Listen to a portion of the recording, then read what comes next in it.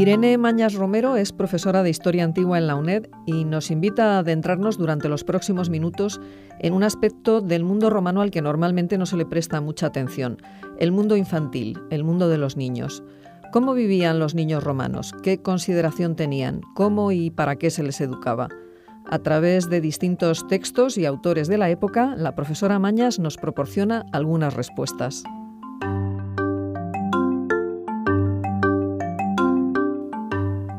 La infancia es el periodo en el que de manera más intensa se forman las personas, en el que se interiorizan los valores que van a determinar la identidad del niño y con ella las oportunidades y limitaciones y expectativas que tendrá cada individuo a lo largo de su vida. Sin embargo, y como ocurre en otras sociedades preindustriales, en el mundo romano, por un lado, no existe una teoría especializada sobre la infancia, ni los niños tienen una voz mediante la que expresarse, ni son considerados socialmente más que adultos en potencia. De la concepción del niño como ser imperfecto da buena cuenta, por ejemplo, la más antigua codificación del derecho romano, la llamada Ley de las 12 Tablas. Esta identifica las etapas del desarrollo del niño expresando precisamente aquellas capacidades de las que carece. Así, el infans o recién nacido es aquel que aún no puede hablar. El proximus infantiae es el niño que se encuentra en el estadio de desarrollo en el que puede hablar pero no tiene conocimiento o capacidad mental. Al impubes, el niño antes de la pubertad, le falta la madurez física.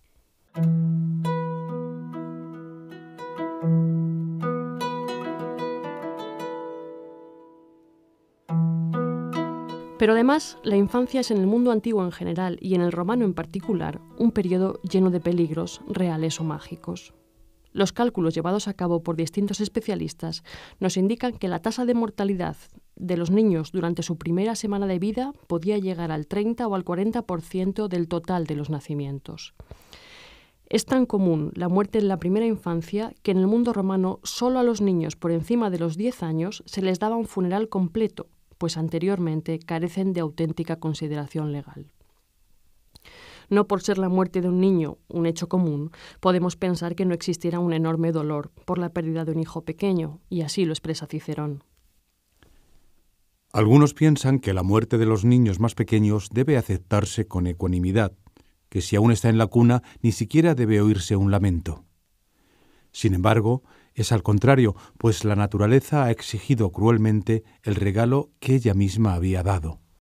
El parto es el primero de los riesgos a los que se expone a un niño junto a su madre. El parto entraña graves riesgos, puesto que solo en raras ocasiones era atendido por un médico y porque se llevaba a cabo en las casas, muchas de las cuales tenían pésimas condiciones higiénicas y sanitarias. El riesgo era elevado y la sociedad romana, enormemente religiosa y temerosa, se aseguraba poniendo este momento bajo la protección de diversas divinidades. En el momento del parto, la religión romana politeísta y en la que las deidades están especializadas en distintas funciones, ofrece una larga lista de dioses, ninfas y otros seres de la esfera celeste a los que había que rogar amparo. En primer lugar, se implora a Igeria, para que la madre pueda expulsar al niño de su vientre. También a Posberta y a Prosa, que protegen al niño si éste viene de nalgas. A Júpiter, que como dios principal del panteón romano, conduce al recién nacido hacia la luz del día, y a Estatina, que le da la fuerza. Lucina le abre los ojos para que pueda ver la luz, y Vaticanus le abre la boca para que emita su primer llanto. Un momento después del nacimiento, una abuela o parienta femenina, por vía materna, toma al niño en sus brazos y con un dedo mojado en saliva humedece la frente del niño y sus labios para evitar que el mal de ojo u otras maldiciones le puedan afectar.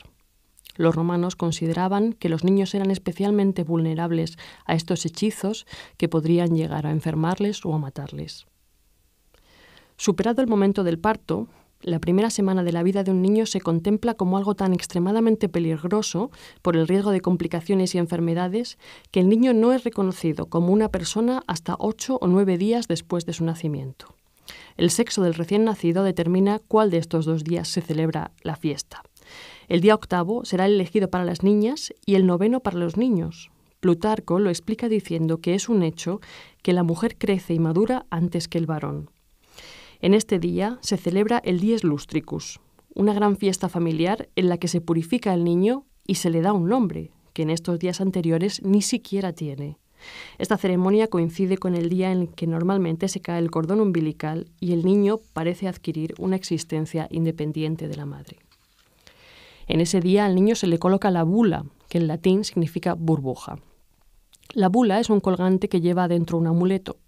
Los más lujosos, para los niños más ricos, son de plomo cubiertos de láminas de oro. Para los niños más humildes es solo de cuero. No obstante, todos ellos lo llevan alrededor del cuello como amuleto para proteger a su portador contra los malos espíritus o contra el mal de ojo, pues la niñez es definida por la infirmitas puerorum, o extrema vulnerabilidad ante diversos tipos de males. Los niños seguirían llevando la bula hasta la adolescencia. Se guardaba entonces consagrándola a los dioses lares. La bula le protegería contra las fuerzas del mal y la envidia de los hombres. Las niñas no llevan bula, sino otro tipo de amuleto, la lúnula, otro tipo de collar que ejerce la misma función.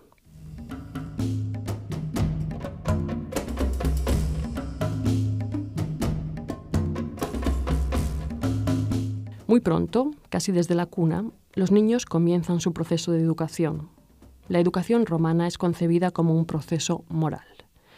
La idea fundamental es que la educación implicaba el respeto por las antiguas costumbres y el cultivo de la pietas, es decir, de la devoción por los dioses, la patria y los antepasados. Así, la primera parte de esta educación estaba en manos del pater familias, que era una especie de preceptor moral y también de instructor en determinadas habilidades asociadas con la virtus, la masculinidad y la ciudadanía. Tenemos buenos ejemplos en la literatura. Por ejemplo, Catón instruía a sus hijos en las virtudes del ciudadano, pero también les enseñaba a leer, a utilizar la jabalina, a luchar en la armada y montar a caballo, y también a soportar el frío y el calor y a nadar impetuosamente, según nos cuenta Plutarco. También la madre parece jugar un importante papel, sobre todo en lo que respecta a los deberes morales. Un buen ejemplo es Cornelia, la madre de los hermanos Graco. Encargada esta de los hijos y de la casa, se mostró tan prudente, tan amante de sus hijos y tan magnánima que entendieron todos no haber andado errado Tiberio en anteponer su muerte a la de semejante mujer, la cual no admitió el matrimonio del rey Ptolomeo, que partía con ella la diadema y la pedía por mujer. Y permaneciendo viuda, perdió todos los demás hijos, a excepción de una hija que casó con Escipión el menor, y los dos hijos, Tiberio y Gayo, cuya vida escribimos. A estos dio tan esmerada crianza que, con ser, a confesión de todos, los de mejor índole entre los romanos, aún parece que se debió más su virtud a la educación que a la naturaleza.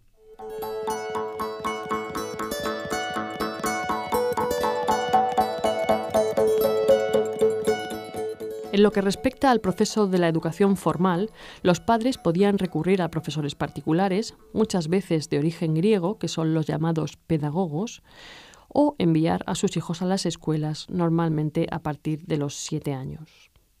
Conocemos las distintas etapas de la educación a través de una obra de Quintiliano llamada Institutio Oratoria. A los 7 años se envía a los niños a la escuela primaria o ludus literarius, donde están a cargo de un magister o literator. Allí aprenden a escribir, a leer y a realizar cálculos simples. El aprendizaje está basado sobre todo en la memoria. Se cuenta en los textos que los niños aprendían las letras de la alfa a la omega, pues las letras Y y Z son del alfabeto griego y no del latino, y después a la inversa, de la omega a la alfa. Después aprenden por pares, primera y última, segunda y antepenúltima. Luego vienen las sílabas.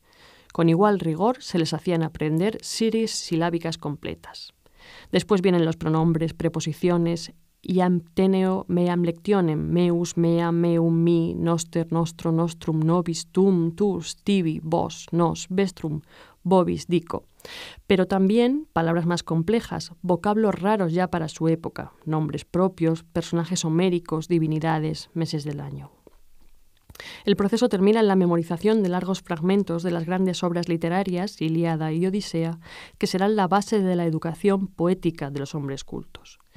Respecto a la escritura, los niños escriben sobre una tablilla de cera, haciendo incisiones de las letras con un stylus. Después aprenden a servirse de un calamus, que se usa con tintero para el pergamino. Quintiliano aconseja que los niños practiquen la caligrafía repasando los surcos realizados en las tablillas de cera y que se ponga especial cuidado en que logren una escritura limpia y rápida. En esta primera etapa, los niños y niñas iban juntas a la escuela. Al acabar este aprendizaje básico, las niñas abandonan la escuela, como lo hacen la mayor parte de los niños de las clases más humildes que comienzan a trabajar a edades muy tempranas. Entre los 9 y los 12 años, los niños de familias más acomodadas empiezan a estudiar con un grammaticus que les instruye en la escritura y en el ejercicio de hablar en público. Para ello se memorizan y repiten en alto palabras complejas que se asociaban además en fórmulas donde se creaba dificultad de pronunciación. Quintiliano nos habla de ellas, son los halinoi, trabalenguas, que se consideran un medio de agilizar la pronunciación y de hacer desaparecer defectos al hablar en público. A partir de los 12 años aprendían las artes de la retórica, la oratoria y la filosofía junto al retor, por lo que esta educación, destinada a aquel que iba a dedicarse a la vida política, quedaba reservada exclusivamente a las clases más altas.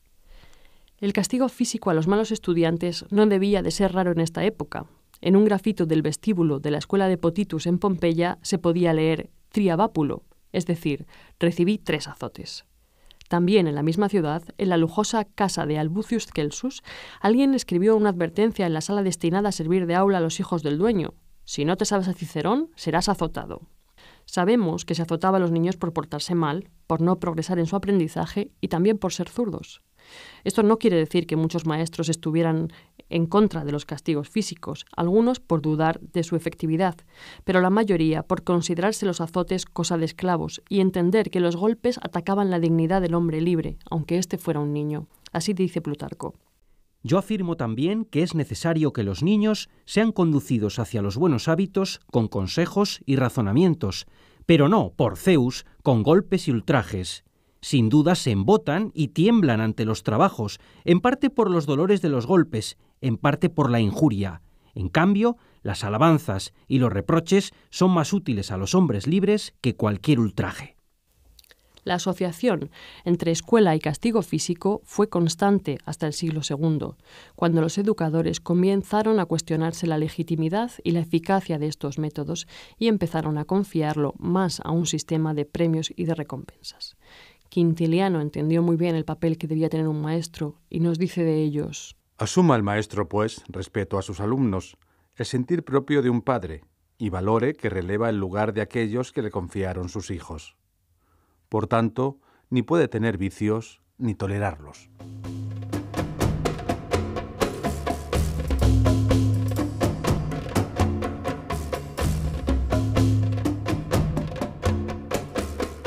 Pero ¿cómo es la vida de un niño romano? Son muy escasas las fuentes que hemos conservado y que nos hablan de la vida de los niños. Un ejemplo excepcional es el fragmento de los llamados diálogos de una colección de textos llamada Hermeneumata. Se trata de unos textos escolares hechos para que los niños romanos aprendieran griego. Para ello aprenden de memoria unas frases muy simples en ambas lenguas, lo que les ayuda a iniciarse en este bilingüismo que se consideraba imprescindible para los hombres cultos. Este fragmento, que los niños memorizaban, nos describe con mucha viveza y exactitud una jornada habitual de un niño patricio, es decir, de la clase privilegiada romana. Cuando sale el sol me despierto, llamo al esclavo y abre la ventana. Me levanto, me siento en el borde de la cama y le pido los zapatos porque hace frío. Una vez calzado, cojo una toalla y me voy a asear. Me traen agua para el baño en una vasija con la que me lavo las manos y la cara. Después me froto los dientes y las encías, escupo, me sueno la nariz y me seco como hace un niño bien educado. Me quito el pijama y cojo una túnica, me pongo el cinturón, me perfumo la cabeza y me peino. Me enrollo un pañuelo alrededor de mi cuello y me cubro con mi capa blanca. Salgo de la habitación con mi pedagogo y mi nodriza para saludar a mamá y a papá y abrazarles. Busco mi estuche y mi cuaderno y se los doy al esclavo. Una vez preparado me pongo en marcha, siguiendo a mi pedagogo hasta el pórtico que lleva a la escuela. Mis compañeros vienen y nos saludamos. Llego hasta las escaleras y las subo tranquilamente, como se debe hacer. En el vestíbulo dejo mi abrigo, me peino y entro diciendo «Buenos días, maestro». Él me abraza y me devuelve el saludo. El esclavo me acerca las tablillas, el estuche y la regla. Buenos días, compañeros, hacedme sitio, juntaros un poco, quitaros de aquí. Este es mi sitio, yo lo cogí antes que tú. Me siento y me pongo a trabajar. Cuando termino de aprender la lección, le pido al maestro que me deje ir a casa a almorzar. Vuelvo a casa y me cambio. Tomo pan blanco, aceitunas, queso, higos secos y nueces y bebo agua fresca. Después de comer, regreso a la escuela donde encuentro al maestro leyendo y nos dice a trabajar. Después de la escuela hay que bañarse en las termas. Llego y cojo las toallas. Yo soy mi propio sirviente. Me encuentro con más gente bañándose y les saludo a cada uno. ¿Qué tal? Buenas noches y que cene bien. Además de asistir al colegio, en su tiempo de ocio a los niños romanos les gustaba también jugar. Sus juguetes son algunos de los escasos vestigios arqueológicos que conservamos de ellos. Para los más pequeños hay campanillas con forma de animales. Para los mayores, aros, tabas, canicas, peonzas y pelotas, carros de guerra de terracota o madera tallada y muñecas que podían ser de tela o incluso de madera con los brazos y piernas articuladas. Pero también había otros juegos para los que solo se necesitaba la compañía de otros niños. Uno de los más populares es el llamado la mosca de bronce, que recuerda un poco a nuestra gallinita ciega. En este juego, a uno de los niños se le vendan los ojos y grita: «Yo cazaré a la mosca de bronce». Los demás responden al grito: «Tú cazarás, pero no la atraparás», y salen corriendo para evitar que el niño de los ojos vendados los atrape.